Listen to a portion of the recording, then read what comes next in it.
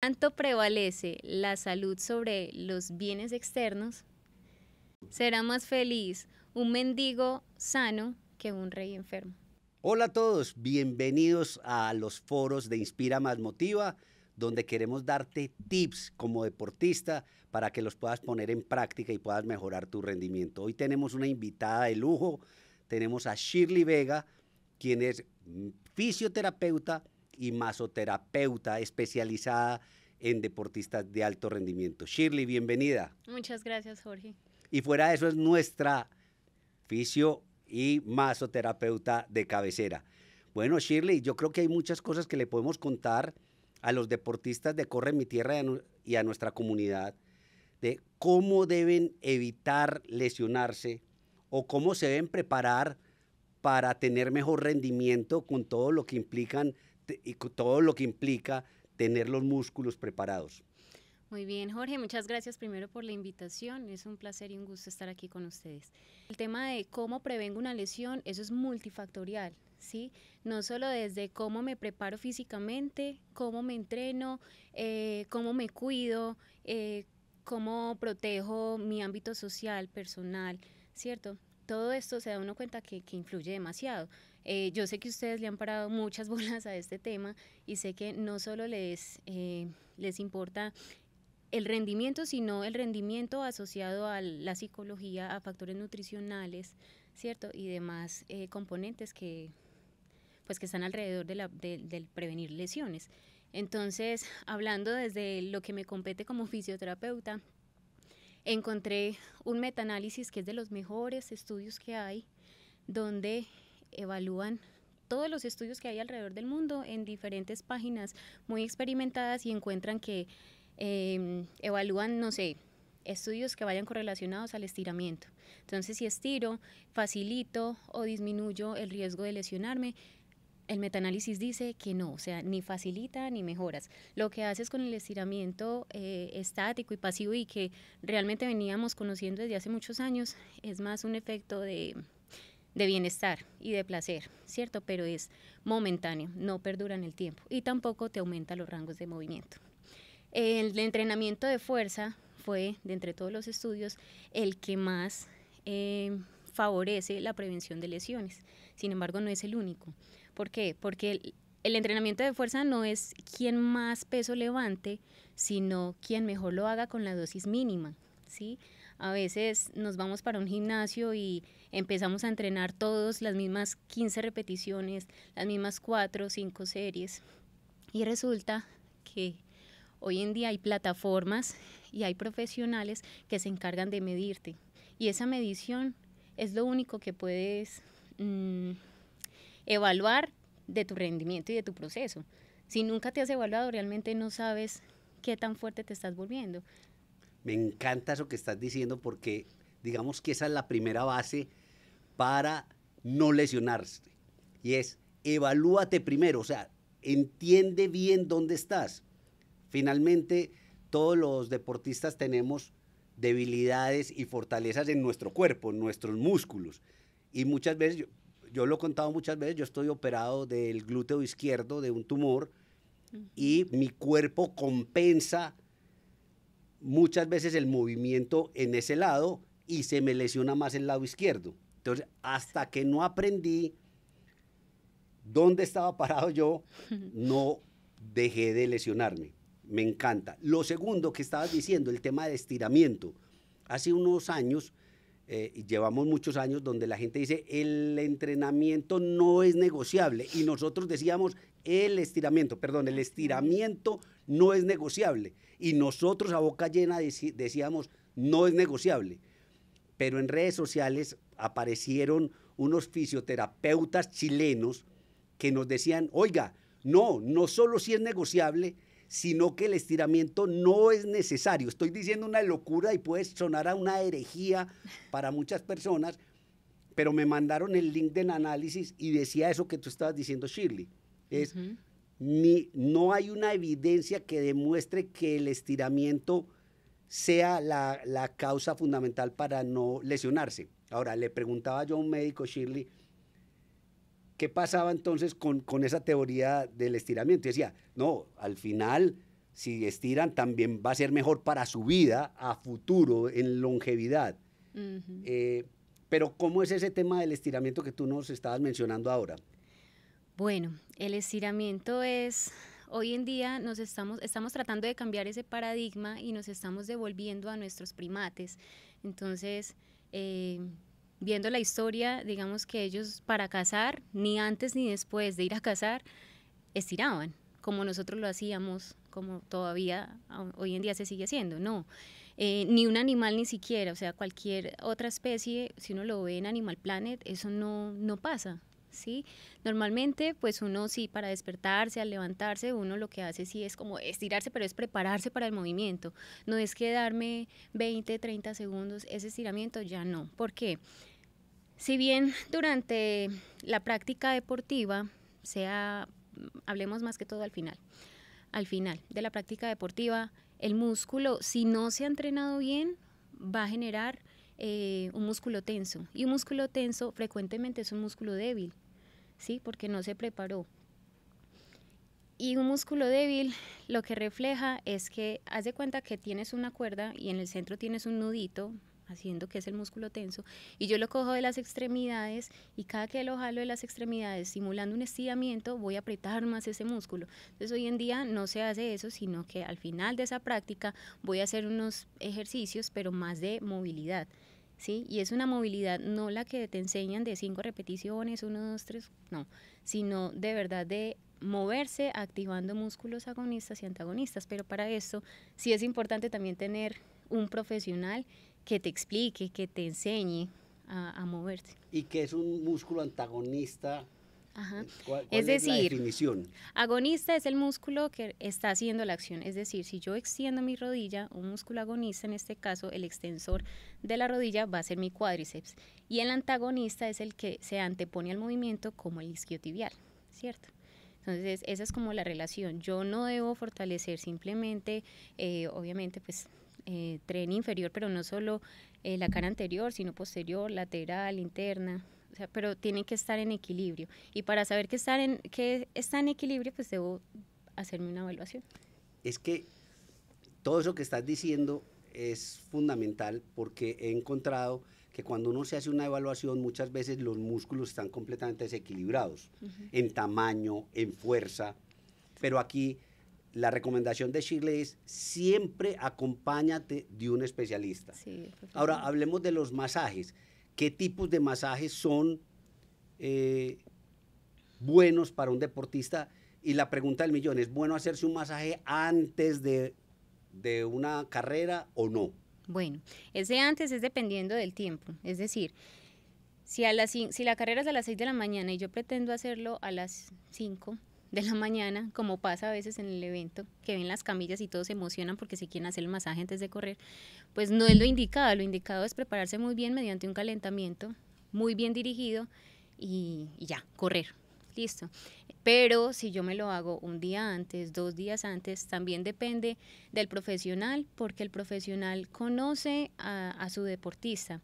Es decir, no intentes inventar con un masaje que nunca te has hecho un día antes de la carrera, porque puede que algunas personas, sobre todo los organismos son diferentes, pero puede que algunas personas al otro día, o sea, corro el domingo, me hice el masaje hoy viernes, sería muy bueno, viernes, jueves. ¿Por qué? Porque tengo tiempo de que el músculo se adapte otra vez a esa recuperación, ¿sí? Pero si yo me lo hago un sábado y las manipulaciones fueron muy fuertes, seguramente al otro día mi cuerpo no lo va a recibir tan bien y voy a terminar es como molido, con esa sensación de pesadez, ni siquiera de estar liviano. Cuando estábamos haciendo el programa del máster, que tú eras quien estaba ahí alrededor nuestro, nos decían mucho, para hacer una activación, si vamos a mover el músculo, se puede mover el músculo, pero no masajearlo a fondo, porque lo que vamos a volver es más, ¿cómo se dice? Como más suelto el músculo, sí. y vas a poder lesionarte más fácil. Entonces, fundamental. El segundo punto, Shirley, que me parece que está relacionado con lo que estábamos hablando con el estiramiento, estábamos acostumbrados hace muchos años a empezar el ejercicio con estiramiento y eso no es bueno, primero. Y segundo, hoy se habla mucho de la movilidad articular antes de hacer el ejercicio. ¿Cómo ves esa Exacto. parte? No, muy importante, demasiado. Y eso que hoy en día, bueno, hablándolo, relacionándolo con la terapia manual, hoy en día muchos equipos y muchos deportistas élites, si uno los ve con su kit profesional, los ve con un foam roller, Ujú. ¿sí? O con una pelotica de velcro que es durita, El ¿sí? foam roller es ese tubo que tiene unos morritos que Ajá, cuando uno se lo pasa en los músculos duele, exacto. pero es, al igual que el hielo, el mejor amigo del deportista. 10 de 10. Sí, exacto. Entonces hoy en día la evidencia apoya mucho, primero iniciar entrando en calor, no con un trote, sino que pues si tenemos la posibilidad de tener un foam roller, de hacer un poquito de, eso es lo que, como si fuera un automasaje, pero la recomendación es que sea máximo 60 segundos, ¿sí? Sobre el grupo muscular, por ejemplo. Nos pasamos eso, hacemos una activación previa y ya de ahí empezamos con un ejercicio de movilidad, pero esa movilidad es dirigida, ¿sí? Y es tratar de llevar la articulación al máximo, pero en constante movimiento. Entonces no es un estiramiento estático que uno se lleva la pierna hasta donde pueda, sino que realmente es tolerable y que va aumentando su rango. No es estiramiento sostenido, No. sino siempre con movilidad. Eso es muy, o sea, van a ver el cambio. Nosotros empezamos con ese cambio, yo creo que hace un año, yo creo, y nos ha mejorado muchísimo. Además, porque Buenísimo. se prepara uno para ese momento de pereza que tiene uno, ese momento duro, esos 5 o 10 minutos iniciales antes de hacer ejercicio para poderse activar. Bueno, Shirley, y en términos de masajes, hay tipos de masajes distintos para deportistas. ¿Cómo es que se llama la zona que recubre el hueso? El periósteo. No, pero la membranita, la membrana, La fascia, la pero no, la fascia. fascia, bueno, es un tejido muy importante. Eso, ¿qué pasa con esa fascia? ¿Qué es lo que recubre Ujú. cuando se recoge? ¿Por qué se siente movimiento? Ah, bueno. ¿Cómo se libera ese movimiento? Porque también lo cuento por experiencia hace muchos años que sufría en los isquios y en los gemelos y me liberaban, me hacían unos masajes de liberación de la fascia. Yo, a mí se me Exacto. hacía. Entonces, ¿cómo se maneja? ¿Y qué es? Para que la gente entienda bien por qué se muele y cómo se puede. Muy bien.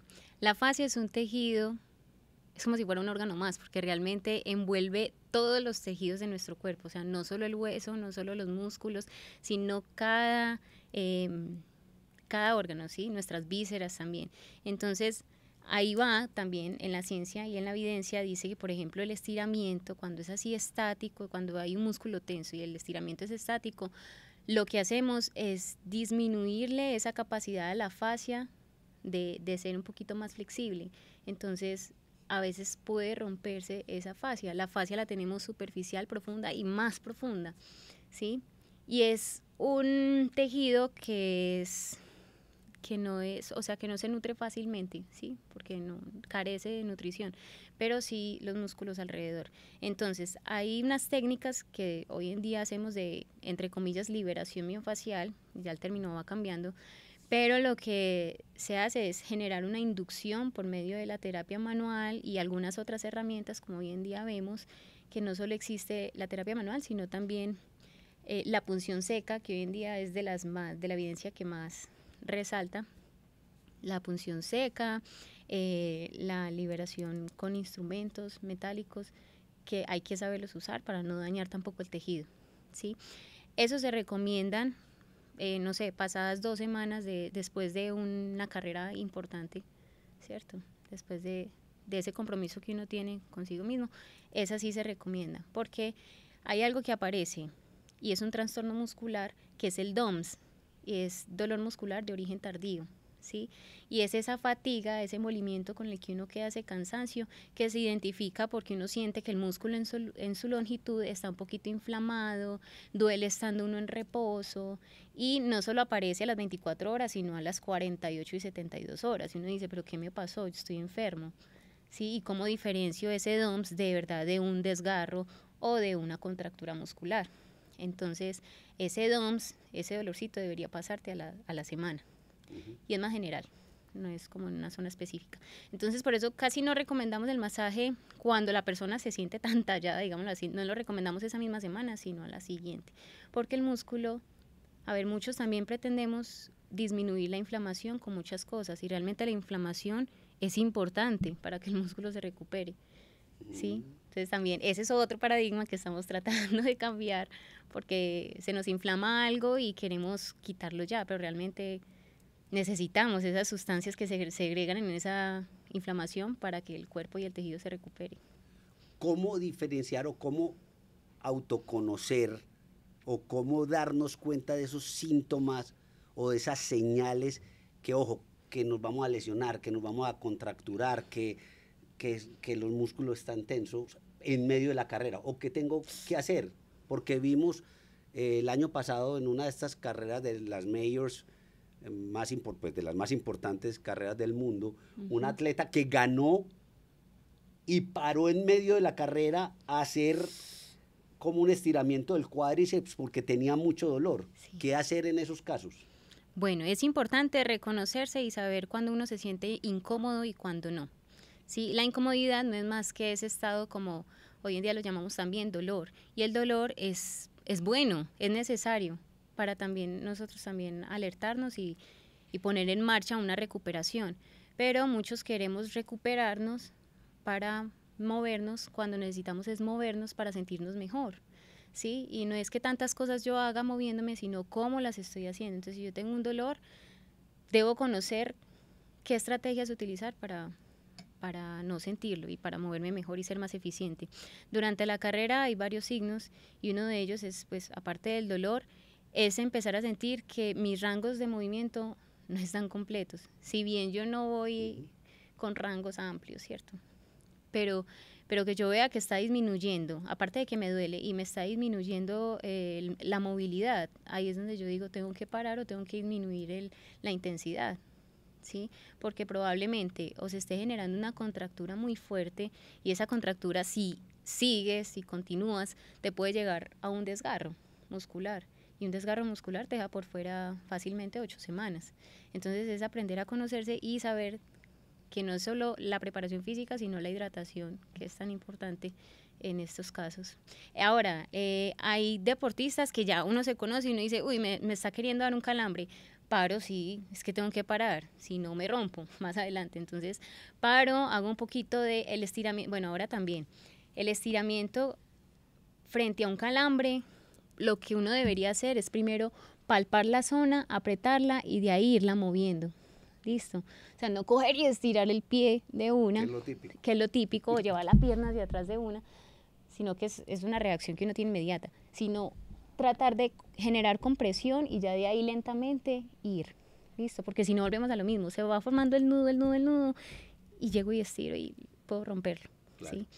No sé cómo... Me encanta lo que dices, porque en Corre Mi Tierra siempre les decimos, tu vida vale más que una carrera, tu salud vale más que una carrera, estar sano vale más que una carrera. Sí. Puedes parar, no pasa nada, vas a perder los tiempos, no pasa nada.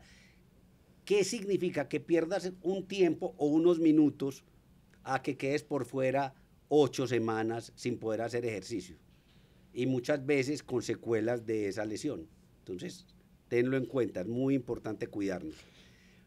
Y que el objetivo, Jorge, sea que la meta no sea cumplir con los 21K, o sea, no es llegar a la meta, sino ser un buen corredor. ¿Sí? No es correr 10, 15, 20, 21, sino prepararse para ser un buen corredor, que ya eso se lo... Es más, esta introducción que dice, o esto que dice Shirley, me encanta para presentarles el arte de disfrutar corriendo. Aquí no es voy a ganarle al otro, sino voy a ganarme a mí mismo, voy a correr feliz. Como dice acá, el secreto para ser feliz en cada kilómetro, el manual básico para empezar a correr. ¿Cómo aprendo de la experiencia de más de 200,000 corredores que han disfrutado de Corre Mi Tierra? Una cosa es ir a ganar una carrera o a ganarle a otro, y otra cosa es que tú llegues a la meta y tú digas, yo soy un ganador porque logré llegar bien.